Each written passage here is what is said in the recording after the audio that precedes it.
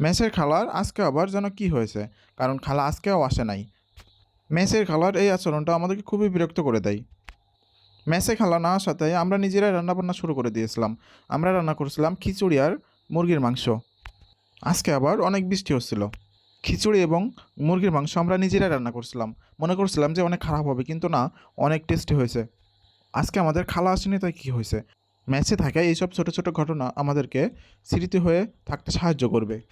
মেসে থাকাতে আমাদের রান্নাটা কখনো কখনো ভালো হয়, আবার কখনো কখনো খারাপ হয়, কিন্তু আমাদের আনন্দের কোনো কমতি থাকে না। মেস লাইফে আপনাদের যদি কোনো মজার ঘটনা থাকে বলে যাবেন। কথা বলতে বলতে আমাদের খিচুড়ি খাওয়া প্রায় শেষ হয়ে গেছিল, আর সাথে এক টুকরো পেঁয়াজও নিয়েছিলাম। আর আজকের রান্নায় অনেক ঝাল হয়েছিল।